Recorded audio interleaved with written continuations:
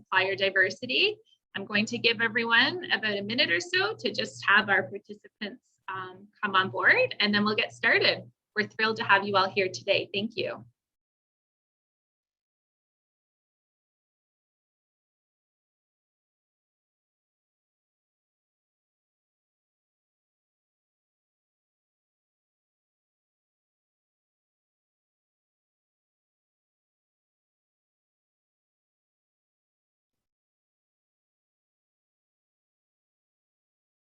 Thank you everyone for joining us here today. We wanted to take a moment to welcome you to our webinar to learn more about supplier diversity in Canada.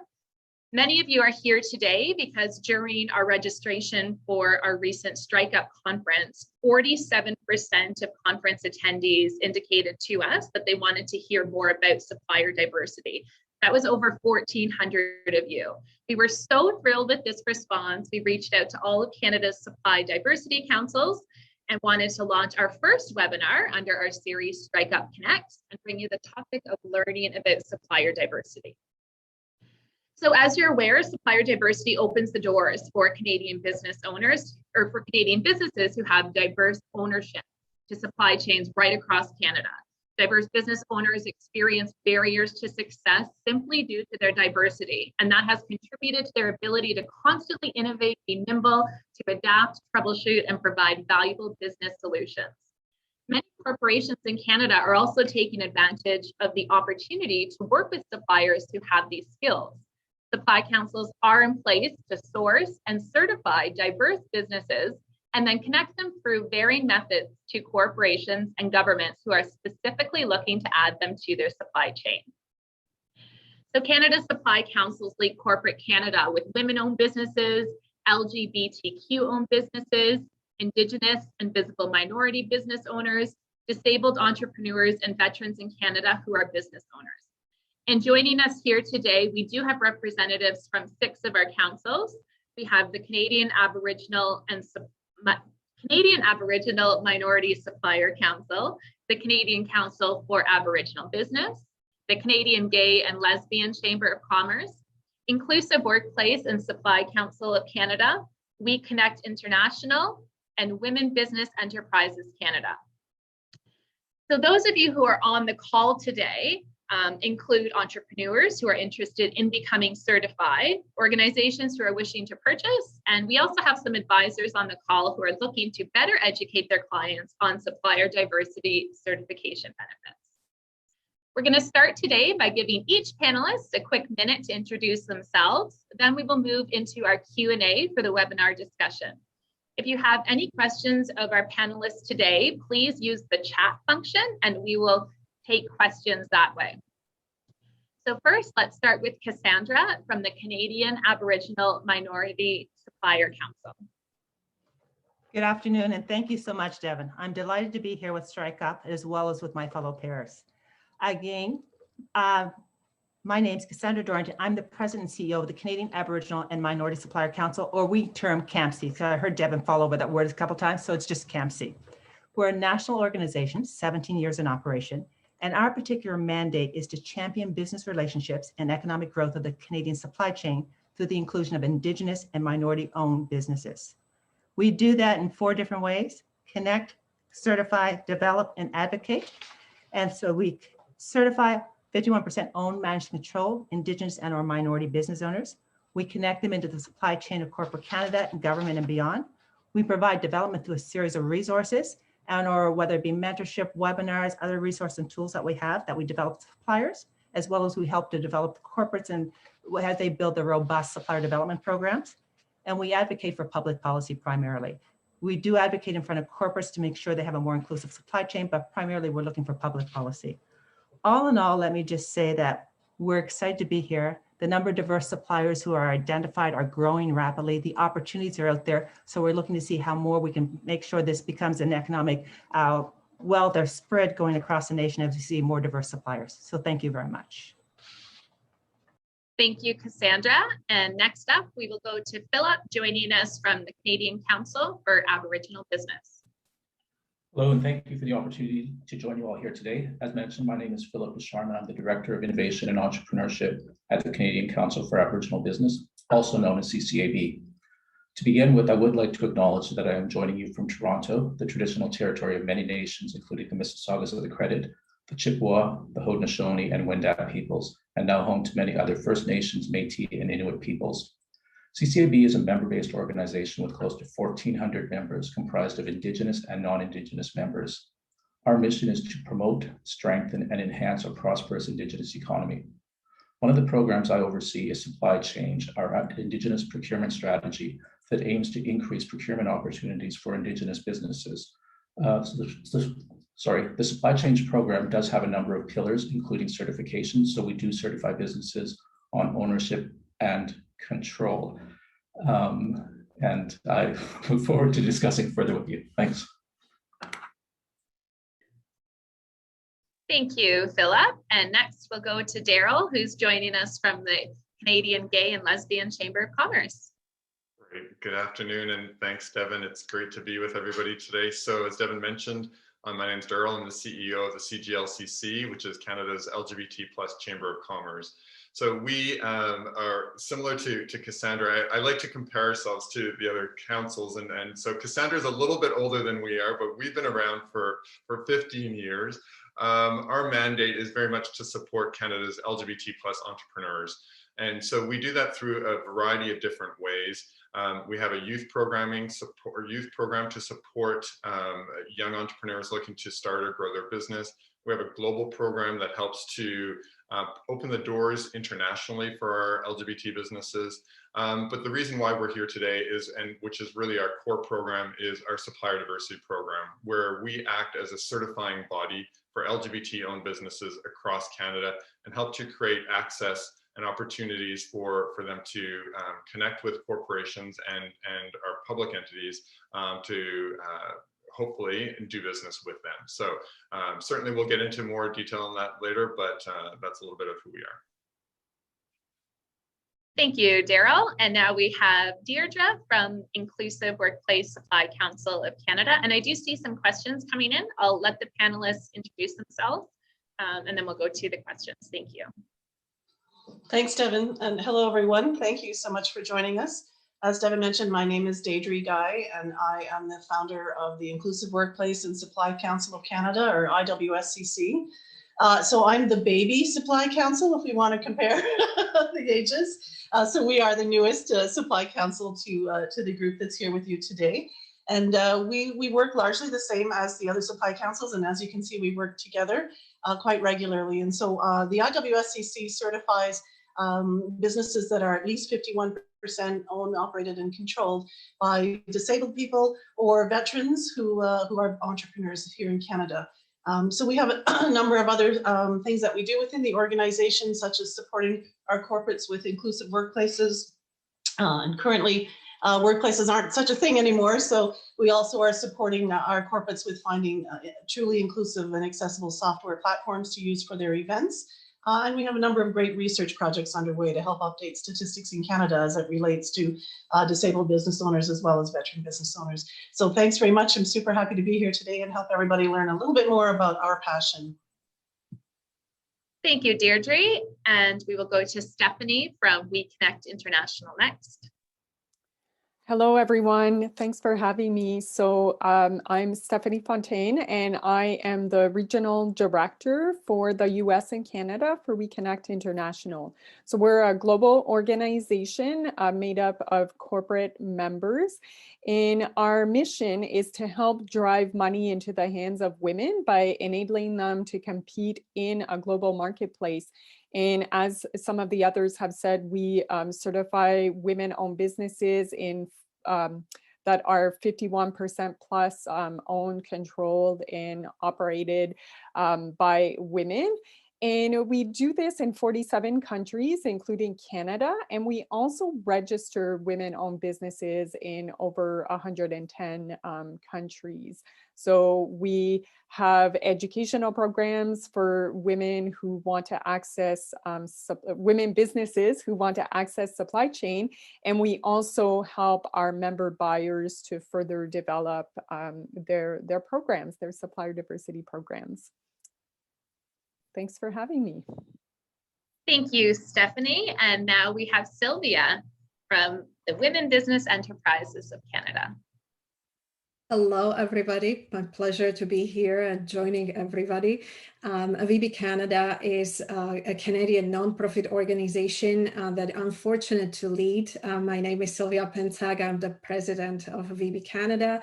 And we certify Canadian women-owned businesses that are majority owned, managed, and controlled. We've been doing so since 2009. And we also partner with governments and corporate organizations who want to diversify their supply chains. So our mission is to bring more women-owned businesses into large corporate and government supply chains across Canada and south of the border in the US as well. So our certification is recognized not only by Canadian organizations and corporations, but also by US government as well as US international organizations. And in addition to certification, we also have a Canadian Woman brand, which we heavily promote, promoting Canadian women-owned businesses internationally in foreign markets. We help women-owned businesses understand procurement processes, supplier requirements within our corporate membership. We help with training, networking. We run plenty of networking events among women-owned businesses, but also connecting women to the buyers.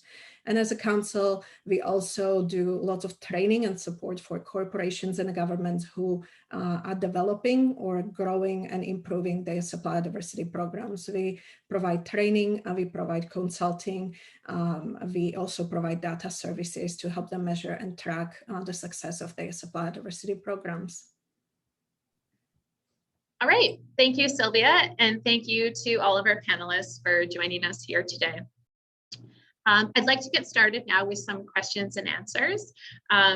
First, Sylvia, I will start with you. I'm hoping you can explain to us a little bit about supplier diversity, how it works and what exactly it means to be certified. We did receive a question in there as well, which probably ties into this with if you're 50% women-owned and 50% minority-owned. Perhaps you can help us understand that process as well. Thanks, Sylvia. Yeah, absolutely. Thank you, Devin. Great question. I love to start with the definitions, right, to bring us all to the same page. So technically speaking, supplier diversity is a business strategy. So this strategy ensures that there is a diverse supplier base in the corporate and government supply chains.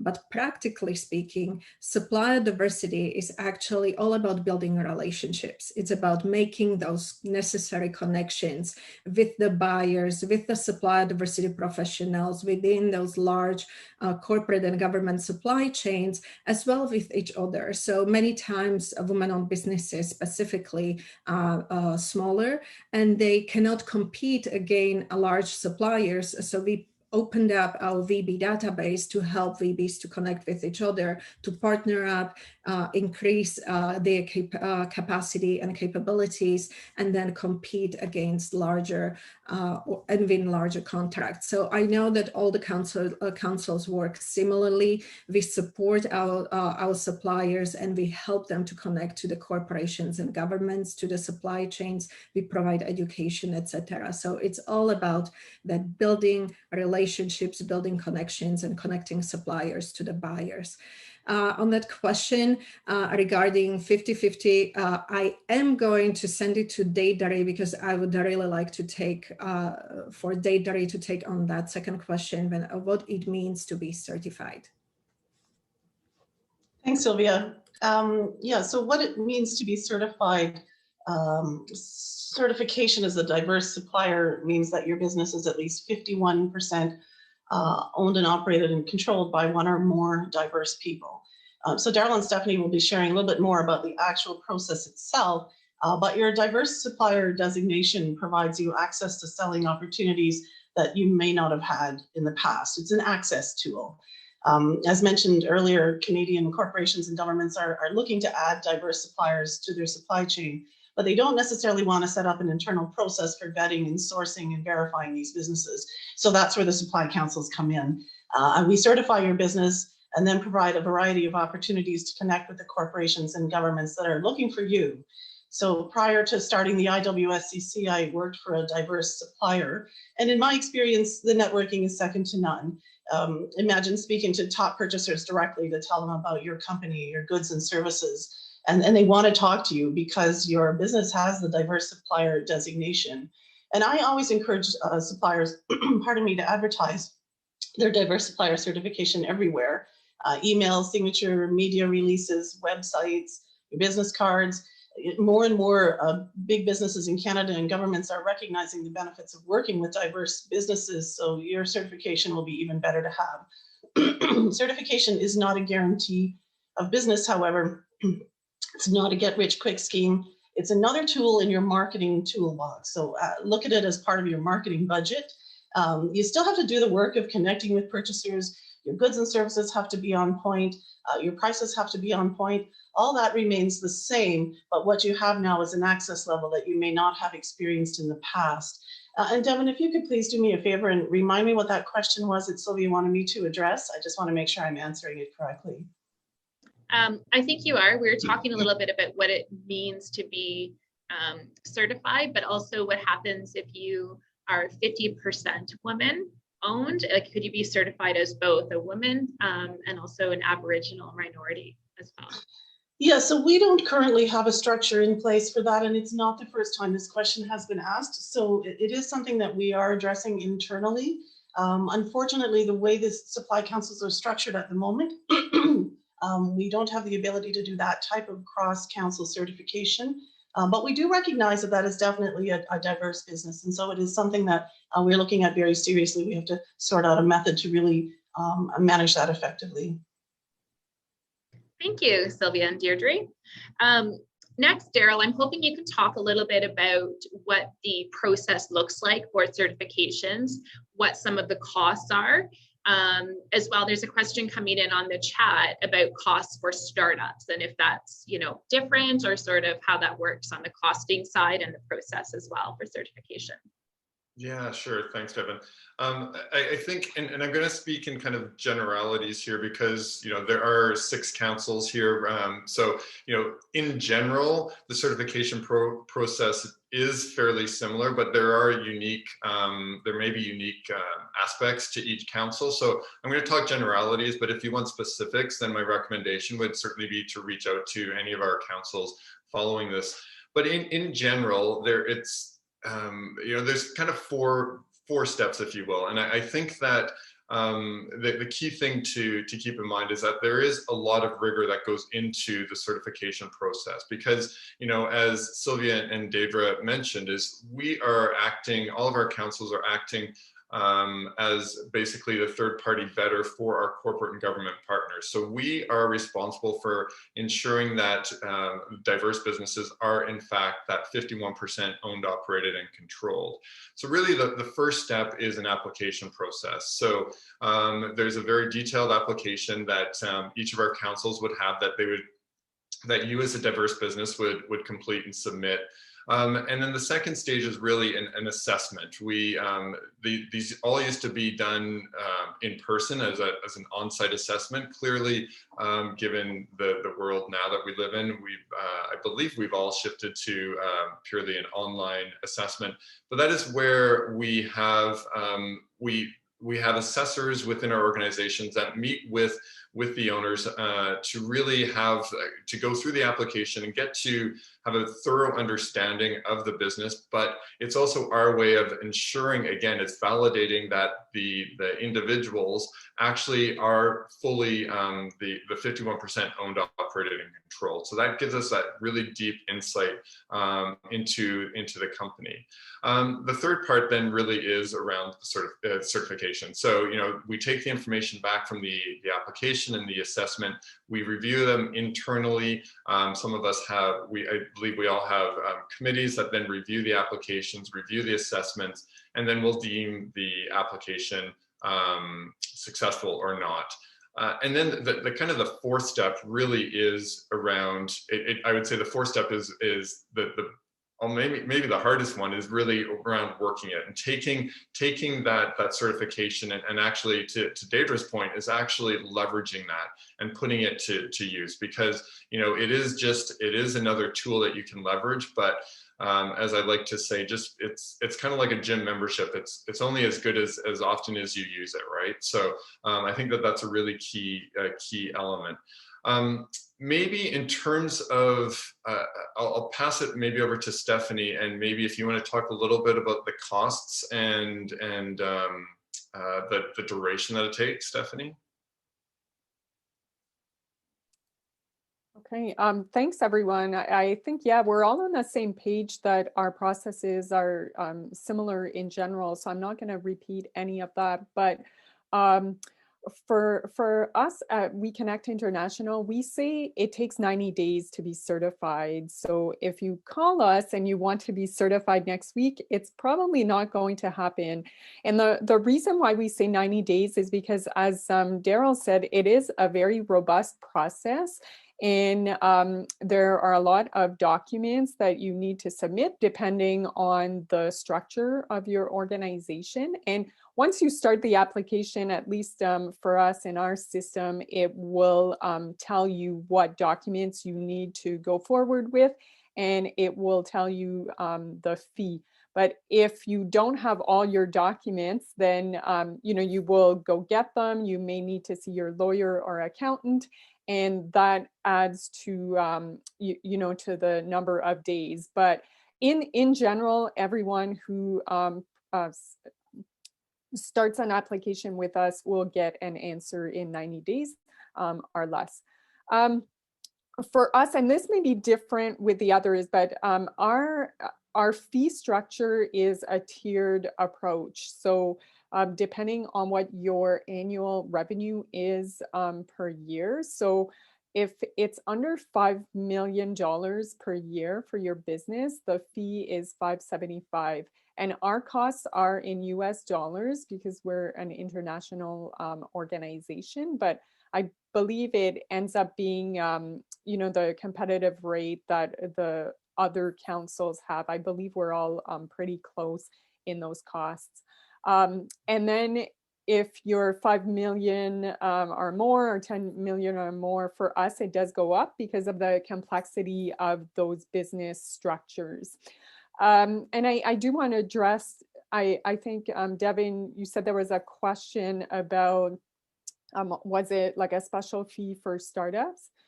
Yeah, so we don't have any special fees. So it's the same for everyone based on the revenue. And I should add that while startups are, you know, welcome to apply for certification, we always caution our applicants that those who will make the most of certification usually have 2 years of business under their belt, because in that case they would have their financial statements for those 2 years. And also you need to look at what are the supply chains asking for.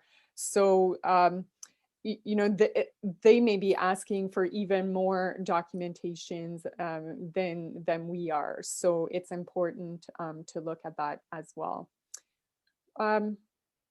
Yeah, I think I answered all the components to this question, but Daryl, Devin, speak up if I didn't. Let me just build on a little bit, just really quickly, because I think that you're right that there's kind of two models for the pricing. I think that there's the tiered based on the size of the company.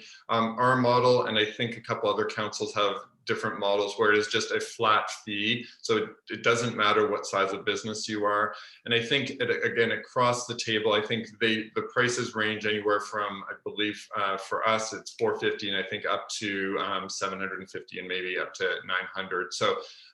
So, again, I would encourage you all, depending on your constituency group, to check with the specific council here. The other thing I will mention is that, and to kind of build on what Stephanie's last comment was, it's important that we will certify any size of business. So you don't have to be, a medium or large size business. We also do, certify small businesses, self-entrepreneurs. And so, so there's different, you don't have to necessarily be one of those large companies. Certification could be of interest and of value to you.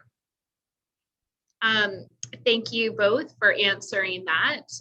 Just so attendees who are on the call do know, following this webinar, you will be receiving a document that will have a direct email of a person to contact in each of these organizations as well. So if you have specific further questions for each of those organizations, you will receive that contact information as well on that.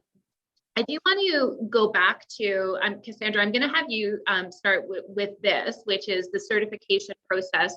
How does it work in terms of globally or nationally? But I'm hoping yourself and Philip can also talk a little bit about, we're getting some continual questions about startups. So some overall advice about this process and how that works for startups and when is that best time. I think, Daryl, you touched on it after about 2 years. But more about the eligibility. Are you even eligible until you hit a certain point? If you could cover that as well, and the global and national certification, how it works. Okay, thanks, Devin. Let me start off with the startup one first. Okay, based on what we do for certification, if you're starting an organization, you don't have to have the financials in place that you've been in business for 2 to 3 years for us. We're looking for a business plan will suffice, because we see people who leave businesses and start an organization, and we're not waiting for them for the 2 years to get started. So if they have a business plan with the pro forma financials attached to it, they qualify for coming into our network. And again, we have a tiered structure for certification, much like you see from CCAB or a few others, is that based on your top line revenue, it's tied to what your fee for becoming certified is. So if you're a startup with no revenue, you'd be coming in at X fee, which we start out about $350 or so. So then it allows you with minimal dollars, but with your idea and your business plan in place, to get in the network and start to liaison with our corporate members and or suppliers, depending on who you're looking to do business with. So hopefully that puts some perspective, because again, each of us takes it differently, but that puts some perspective on if you're starting up, if you're new to this, does it make sense to join the network? Of course it does. And then it's finding your right spot in the network. Again, your opportunities will be tied to your value proposition and the corporate you're reaching out to, because we all know that if right now we're in the time of so much change, corporates are looking for novel ideas. So your startups could be a novel idea. They're waiting for you, not waiting for you for a couple of years down the road. We want to provide you that opportunity to get in. So that's a little bit about startups. Let me just move a little bit and then I'll turn it over to Philip about certification globally and nationally. CAMSC is a national organization, so our certification for sure covers from coast to coast to coast. We're looking for suppliers all across the nation.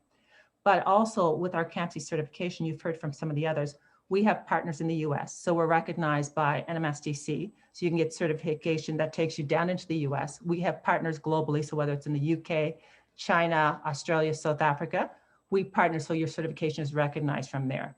And so what we'd like to do when we have suppliers show up is if you want to go beyond borders, we're excited about that, because your certification, we do the heavy lifting getting you certified, but it then takes you into going into the regions in the US. So you can actually work if you have identified an area down there where you want to work there. Or if you've identified you're export ready and you want to go into the Australian network, how do we help you get in? That's what we do from a sort of a national into sort of global certification, if that makes sense. And then I'll hand it over to Philip to talk a little bit more on top of that.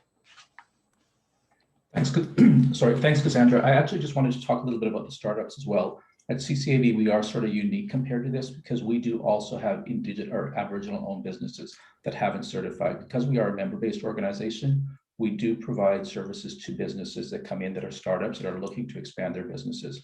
The certification process that we do does not have a charge associated to it. It's just if your company wants to be recognized as a certified Aboriginal business, we do require the paperwork and documentation to show that. So I did state our membership fees on the chat feature.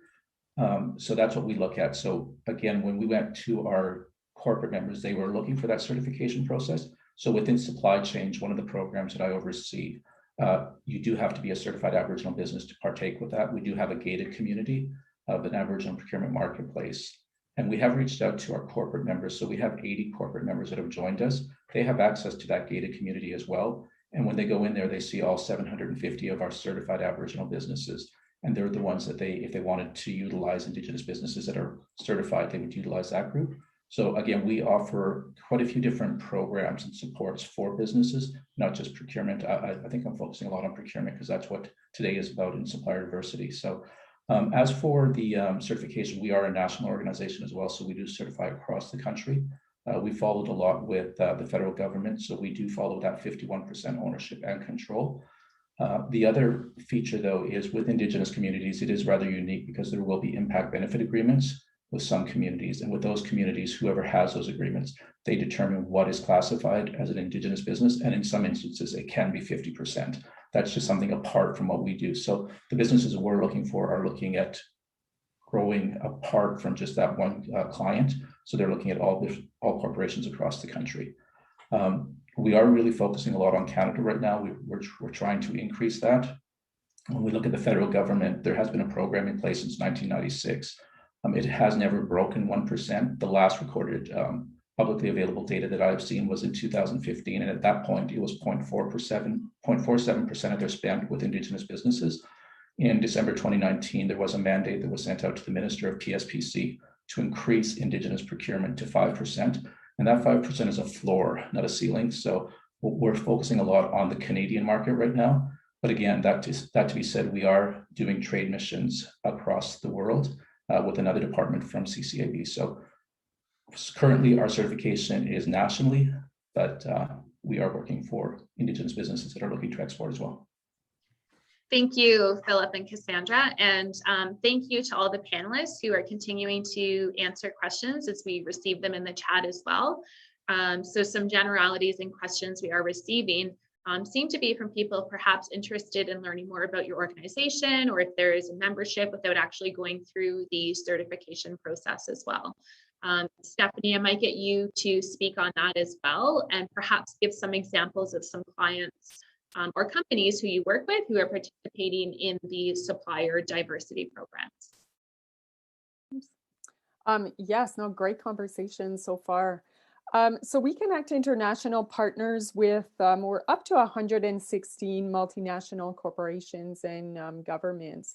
And they join us because they have an objective to diversify their supply chains, and specifically because they have commitments to increasing the purchases from women-owned businesses. Some examples would include the big names like Procter & Gamble, Walmart, Unilever, Google. In terms of the sectors, we're well represented in pharmaceutical, financial services, automotive, technology, and so on. So I would invite anyone who is interested to go on the website and take a look. They're all listed. And I always say, look at that and see if you've got like prospective clients on that list. So we help the corporations find women businesses in different ways. We're very focused on the procurement piece. So doing matchmaking events. And when you're certified with WEConnect International, you can participate in these activities in Canada as well as all our regions around the world. So if you want to go to a Europe conference or a South Africa conference, you will be recognized there as well and be able to get matches with the buyers. We do meet the buyer activities every month. We do exclusive training and mentoring programs with our corporate members. And we also have our WeCommunity digital platform where buyers and sellers can search for each other and also post procurement opportunities and respond to them. And that's the women businesses with the corporations and governments, but also the women businesses with each other. So, you know, that's how they can advance their own supplier diversity and their purchases. And I'm going to end and then pass it on to Cassandra, I believe, but it's worth mentioning that our team works not only on doing the matches, but we also put a lot of resources into building greater commitments from our members. And we recently launched our Rise to the Challenge campaign, where we're asking the corporations to make large, bold public commitments on women-owned spend. And some of them have risen to the challenge, so you can see them on our website. And we think this is going to create even more opportunities for women businesses. So that's a little bit of how we work with our members in terms of the supplier diversity and inclusion, you know, umbrella. Let me just piggyback on top of that. Thanks, Stephanie. So basically, Stephanie's hit on a number of things. We used to rhyme off that, you know, at camps, we had about, you know, 80 to 85. That number's been growing incredibly over the past year or more. We've had a number of organizations who are recognizing the value of diversity and what it looks like across the landscape. So we were started by the automotive. So GM's a member, FCA's a member, Toyota's a member, you know, Ford's a member, and the ICT community. So of course we had Cisco coming in there, we had IBM coming in there, as well as financial services. RBC was one of our big guys. But when you look at the list today, as Stephanie said, check out everybody's list to see who's on board there. All the automotives are sitting there. They are all interested in driving supplier diversity, driving with diverse suppliers. We have our financial, all the big banks across Canada have a supplier diversity program. When I look at the IT world, Apple's come to us this year, Facebook's come to us this year. We see all the IT companies are now interested in how do we make sure the diversity is represented in what they do. When we have our communications in Canada, we have the TELUS sitting there, the Rogers sitting there, the Bell sitting there. I mean, most recently we've seen retailers like Sobeys come on board, TJX come on board. I mean, we had the Port of Halifax and Nova Scotia come on. You can go across Canada, people are interested. The federal government as well is interested. We have municipalities coming to the door. If you have a business, and depending on your value proposition, there is an opportunity for you, I'm sure, out there, because the range of the corporates who are interested in this. As Stephanie's identified, we take trade missions around the world to our various areas. And so where we have members. So if you're interested in being if you're export ready and interested in going, we can facilitate that. The time now, however, is what we're saying is that if you're nationally focused, we can help you. If you're regionally focused, we can help you. Nationally focused, we can help you. Internationally focused. The opportunity with everybody here on the screen, we have the opportunity to connect you up, and we just like to get you into the marketplace where there's plenty of opportunities. So I'll leave it at that. Thank you both for that. I'm hoping, Philip, you can talk to us a little bit about the impact of being supplier diverse for companies, the benefits of supplier diversity and what those companies experience. Okay, I can touch on both as a supplier, why supplier diversity is important, as well as a corporation. So I wasn't quite sure which leanings you wanted me to go to, but I think for the corporations, I mean, when the corporations start looking at supplier diversity or Indigenous procurement, they are actually bringing in new and innovative suppliers. So many of these corporations have been quite complacent. They always use the same suppliers, and they go on and on and on. Maybe that's easier for them. It's hard to say. Like, I mean, if they have someone that's been working good, but I think by including diverse suppliers in it, it does give them quite often a better product. A lot of our businesses are very eager to get in there. We're really flexible. Some of these other corporations, when they've had the suppliers for a number of years, they just keep getting the same service. It's been adequate. It's fulfilled what they required. But I think as the economy grows and as businesses grow and technology grows, I think they have to grow with their suppliers. So by utilizing a supplier diversity program, I think it is helping them meet a lot of their targets. And if you look at their ESG goals as well, that does help with their ESG goals. So supplier diversity does make good business sense for corporations. And on the other spectrum, when you look at the diverse owned businesses, by joining our councils and by becoming part of our groups, you do get that collective, you do get that market opportunity to grow your business. Again, it is the networking. And as Daryl, as Deidre, as all of us have said, it is a marketing opportunity. And so many of our businesses right now don't realize the value of the marketing opportunities that these councils provide. And again, how often are you going to get to go and talk to a chief procurement officer from a corporation unless you join our councils, you come to these events and meet. As Cassandra talked about the corporates as well. I mean, at CCAB, we do have over 500 corporates. The 80 that I referred to were the ones that done an extra step and actually joined procurement as an Aboriginal procurement champion. Some of them are a little bit leery because to become an Aboriginal procurement champion, we actually have the contact person. So within our gated community, any of our CAB companies or certified Aboriginal businesses, when they go on that marketplace, they're going to see, so say it was CAMSC was an Aboriginal procurement champion, they would have Cassandra Dorrington's phone number and her email address, and they can get in touch with them. It's really frustrating for a smaller business that isn't part of a network to actually reach out to some of these bigger corporations when you go onto their websites and it's info@abc.com and there's no connection. So I think that's the 80 that we have right now has made that extra commitment that they're willing to talk. And again, I think all of our groups, we really want to facilitate engagement between the buyers and the sellers. And that's what's going to make things successful. And it's a relationship building. So I think by joining supplier diversity councils, it's going to help your business and open up new markets for you. Thank you, Philip from CCAB. Thank you for catching that, Sylvia. Sylvia, are you able to expand on that a little bit and talk about some of the benefits companies receive?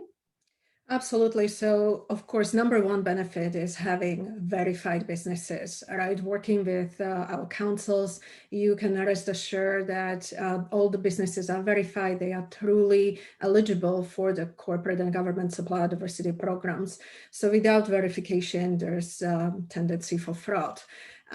Some of our corporate member organizations, they actually get audited on their supplier diversity programs, and that verification is highly important for them. So that's why we highly recommend the certification for diverse businesses.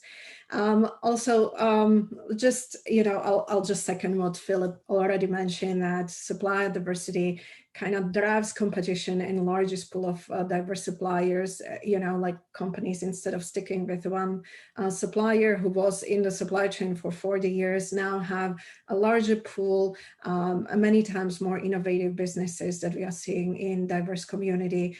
I also want to mention employee satisfaction. We are finding that employees have more fun working with large corporations if they see that their company supports diverse businesses and buys from them. And I want to say it's always smart to support your customers. Many times the reason why auto industry supports Black and Black communities and women is because they are hoping that those women and Blacks will eventually buy that car. So if as a woman I see that specific company buys from women, I will have a tendency to go and buy from them. So I just want to say that just in case any corporates made it to the call. When it comes to the impact, I really want to touch on the impact and the importance of supplier diversity, because I don't think we got to mention it today. So I see two very important components of why we need to be doing supplier diversity in Canada. So number one is social, right? It's part of corporate social responsibility. It's about how we give back to the communities. And it is somehow still prevalent in Canada, companies looking at how do we support, how do we help. But I also want to mention that the second very important component of why we need to be doing supplier diversity is economic impact. So there are three massive results that happen with supplier diversity programs. Number one, we are growing diverse, many times smaller businesses. We are helping them scale up, improve, and grow. That results in uplift for communities where those businesses are located. So it creates new jobs, it increased wages, tax revenues. So it's really good for the communities, but it also good for Canada. So it will lead to improved economic growth in Canada. So I just really want to mention it, as we are still struggling with COVID and we are looking at hopefully post-COVID, economic recovery. We will consider supplier diversity and we will make a case for it, and we will really decide to support small businesses, diverse businesses, and really create more and more opportunities to help them get into large currently not much accessible supply chains. So as councils, I believe I'm speaking on behalf of everybody, we are working very hard to make sure that those opportunities are created and that diverse businesses are supported. So come and join us, join the movement. Thank you, Sylvia and Philip, for that. I'm going to move over into a couple of questions we're receiving from panelists. So Cassandra, I think you touched on this a little bit in your response, but wondering if any councils have information regarding federal procurement and how that could work. Perhaps you could expand on that, Cassandra? Okay, yeah, there is, as Philip has indicated, there's a 5% that governments put out there for Indigenous businesses, but they have not put out anything else definitive like that for any of the other diverse groups.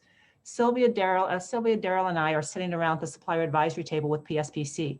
They have very clearly said to us they are working on a policy statement about including other diverse suppliers. We have not seen that yet, but we're anticipating the next 2 months that they will have a draft as to how they're going to address that. Because as the federal government is looking to rejig, they recognize they need to bring the diverse suppliers to the table. And now they're just trying to determine what does that look like. And so we're anticipating hearing that from them. And already they have some pilots that they've done for women. Pilots they've done for Black business owners. They've a couple pilots, but nothing definitive as in a policy statement. And we're looking to drive them towards, with the public advocacy we're doing, drive them towards a policy statement on this. Thanks, Cassandra. Daryl, I'm hoping you could help with another question we received in the chat here. So this is specific to medical schools and trying to procure with them. But I think that overall question is, if you have a small or narrower target group or audience that you're looking to sell to, are there benefits to becoming certified, or how does that work if you've got a narrower audience? Yeah, I would say absolutely. I think that, you know, you heard earlier the kind of the vast array of corporations that have started to build out supplier diversity and really are embracing engaging diverse suppliers into their supply chain. And they all have a huge variety of needs. It's funny, you know, Cassandra was just talking about the federal government. And when you hear the federal government talk about what they're procuring, it is amazing. They procure everything. And as well, many of our other corporate partners are procuring a variety of things. So, you know, we you know, and that is our goal, our task then is to help to try to make those connections between what our corporate and government partners are looking for and what our variety of suppliers are offering. So I would certainly say, yes, there is opportunities. I won't sugarcoat it. It may be more challenging and you may have to, you know, I talked about having to work, and I think that this may be where you might have to work a little bit harder. But I think, again, what you heard earlier was that this is an opportunity it's an access opportunity, right? It's helping to get your foot in the door. So this is another tool that you can leverage to help to grow your opportunities. I don't know if anyone else would like to provide commentary on that. If I can just say one thing on that, what we have seen is that corporates hand off opportunities and suppliers throughout the network. So the nice thing about is if you come inside and you're talking to someone and your product and service does not particularly fit them, they know a number of other people say, hold on, let me connect you. So this gives them an opening inside. So you might not directly hit the bullseye to begin with, but they might guide you to someone else that guides you to someone else. And as Sylvia said, this is a relationship business we're in. All these people know each other, and your opportunity to get in there and share what you're doing increases your ability to be able to hit the target of who you're looking to reach. Or as Daryl just said, you might not realize they're looking for exactly what you have, but they don't have that listed in all their list of things. And you might be able to lock into it just by that because you've come into the network. Okay. Philip?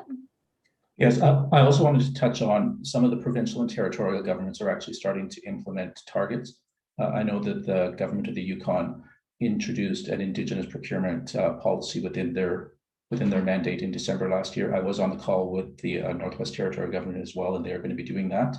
The other thing that about the one with the medical supplies or the teaching schools, we actually have a number within the supply chain. We do have 4 universities that joined us.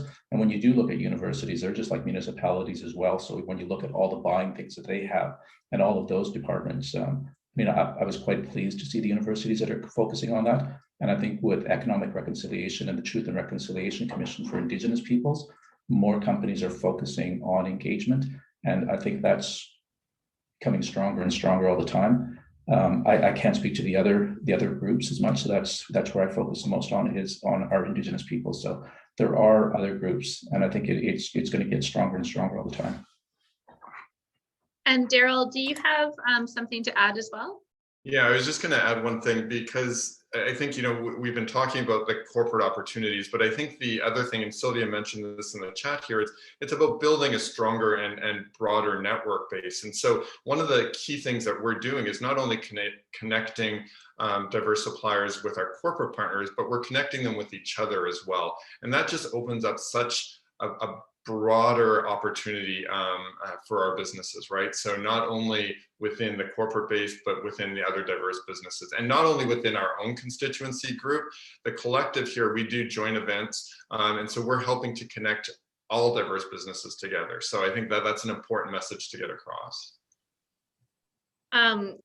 To all of our attendees today, continue to ask questions via the chat function as well.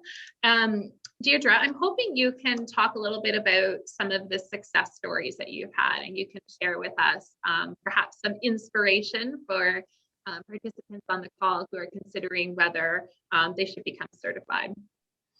Sure. I wanted to mention, though, as a little bit towards the last point, one of the things that I do suggest for suppliers who are considering certification and not sure if their goods or services would match to our purchasers, to go to each of the Supply Council websites and have a look at those corporate membership pages that have all the logos on it for all of the corporate members who do support supplier diversity in Canada.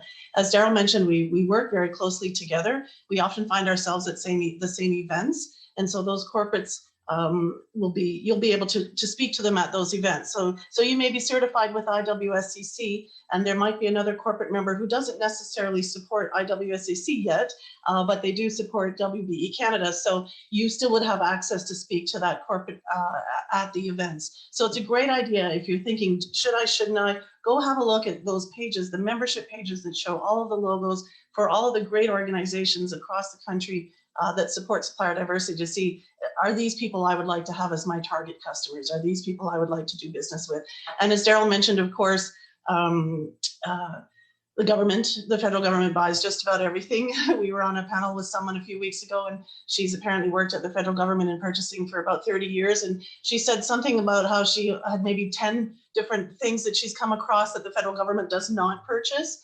So, you know, they purchase quite a number of things. As far as success stories go, being the newest supply council, we don't have as many as maybe the other supply councils.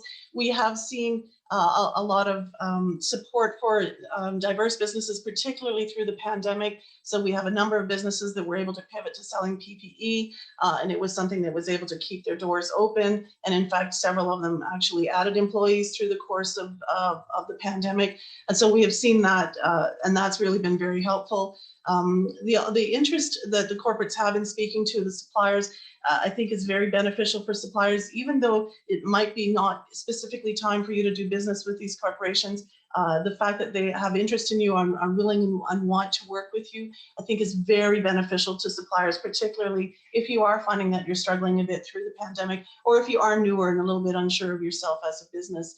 But maybe I'll split that with one of the other panelists to see if they can share some of the great success stories they've had being a little bit longer in the Supplier Diversity Council world. Anyone else like to share? I can start. I know that we have had some great success within the Indigenous world. We talk a lot about that 5% with the federal government, but if you look at the resource sector, especially in Canada, we have done really well. Certain areas, if you look at the Wood Buffalo region in Fort McMurray region of Alberta, between 3 of our Aboriginal procurement champions, we have Imperial, Suncor, and Syncrude. They spend over $1 billion a year with Indigenous businesses. So, I mean, that's a great success. One of the things that we also want to relate to our businesses is every time you get a contract, you are taking that product or service from an incumbent. It could also be an Indigenous business. So we want to make sure that our businesses are always going to be flexible. They're always going to be working together to make sure that they can keep that contract. Because as I said, like every time you get a contract, there's someone else that's lost that contract. Successes are coming in all measures. It's pretty interesting times. Some businesses, they feel if they don't get every contract, it's not a success, but that's not really realistic. I mean, if you go to 10 businesses to try and get a contract, and if you get 1 or 2, I think that's a success. And I think it is growing. And Daryl and all of them talk about the opportunities between the smaller businesses. So we also try and encourage that. And I think as this supplier diversity grows in Canada, when you bring in more stakeholder groups as well, you get that innovation, you get that really unique business models when different suppliers come together to partner for opportunities. So that's something as well that we try and promote a lot. And Sylvia, do you have some thoughts to add to that as well? Yeah, absolutely. I just want to go back to what Deirdre mentioned at the beginning about certification. Even though we are seeing lots of success stories, I want all the listeners to know that supplier diversity is not a magic button. It doesn't work like overnight success. It's a relationship builder. So we do have, in our database, we do have suppliers anywhere between startups to multi-million-dollar companies. So of course, we are seeing success. We are seeing businesses scale up and growth. I just want to set a realistic expectations. It takes time to develop the relationships and succeed. So there are success stories, you know, if you are looking at businesses who came and joined, became certified, and, you know, the next day Staples promotional products tapped them on the shoulder because they had exactly what Staples was looking for. So within 2 weeks, they actually went from being certified to being a supplier. Well, this does not happen every day, and it doesn't happen to everybody. I just want to say, developing those networks, even within the diverse supplier community, finding the right partner, scaling up, partnering on RFPs, learning how to respond to RFPs, finding that connection within the supply chain. These are the success stories from my perspective, where I see women-owned businesses specifically finding the new ways of doing the business, scaling up, progressing forward, and, you know, moving forward and scaling up and growing. So again, the success for your business might be different than for other businesses. Maybe it's not the opportunity with the large corporation. Maybe it's with somebody in the supply chain. Maybe you will get connected to an existing supplier, you know, to supply to them. So there are so many options and opportunities in supply chains. I just want to mention that, you know, set the realistic expectations. Do not come with the expectation that I certify tomorrow, I have a contract. This is not what we do. We actually help you understand the supply chains, get connected, and move forward and build a sustainable long-term business, not overnight success. So Cassandra. I'm gonna piggyback on top of that. I mean, what I've seen and what CAMSC has seen over the 16, 17 years is that, one, is the opportunities are out there. So for them to get opportunities, for them to actually identify and meet with corporates is huge. To develop the relationships is even better. You get invited into corporate headquarters. You get invited into development opportunities at corporate. Accenture had a mentorship program. Help the business to develop their own business plans. Help them to get better for giving off their services to other corporations. RBC said, we'd like that. We're going to do that with a couple more suppliers. Tell us, let's do that. So there's all these development opportunities that our suppliers get to have. And then we also have suppliers that have been working for years to the point that now they get to be preferred supplier for an organization. But that comes after a period of time of delivering well, and getting acknowledged for that. And a preferred supplier, not a preferred diverse supplier, but a preferred supplier because they have gone beyond that entry point into they are developing, they are delivering as they should. And so therefore, also we've seen some of our suppliers get noticed. All of a sudden they get into being recognized for an award that gets them into another development opportunity, into another chain. All in all, as Sylvia and all the others have said, any opportunity that gets you in, that gets you in front of a buyer, whether it be from another supplier, from a corporate, gives you an opportunity to shine and grow. When we get suppliers, even when they come in to speak at conferences, we've had then corporates come up to them. I didn't know that's what you did. I want to be able to talk to you some more. That opportunity to share their story is an opportunity they wouldn't have had if not being part of this whole network inside there. So there's so many successes, little ones that build on us. And I can say that we're seeing over $1 billion a year in spend with diverse suppliers. And that's a very conservative estimate because we know a lot more than that goes on. So I just say, if you're not in the network, please join. Thank you, Cassandra, and thank you all of you. I'm trying to be respectful of our attendees' time. Stephanie, I'm hoping you can leave us with some final thoughts for those on the call who are looking at how to get started or what their next steps should be. Well, thank you. Honored to have the last word, but I think we've all said it. The importance of joining the network.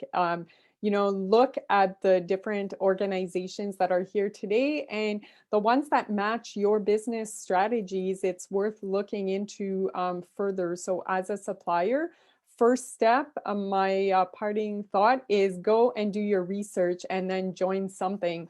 And for the corporations who want to know more, again, like all of us can help you with your supplier diversity programs. So reach out, don't hesitate. And I think together we can really make a difference in the economy and our different stakeholder groups. Thank you. Thank you. And I want to take the opportunity to thank all of you. This was impressive for us to be able to pull together the heads of all of these councils in a short period of time and provide such an informative platform for primarily our women entrepreneurs and those who are on the call today looking to learn more. We will be sure to email all of you this afternoon a copy or a communication which gives you a direct contact at each organization or who you can speak with. Each organization has given us a contact for our StrikeUP attendees. So you can connect with them and find out more about the organizations and how you can get started. Later in next week, we will also be sure to send you out a link as well for a copy of today's webinar for you to enjoy and reference as well. Thank you on behalf of StrikeUP Canada, on behalf of all of our supply councils, and of course, all of you who took the time to join us today. We appreciate you being here with us and hope you have a wonderful day. Thank you.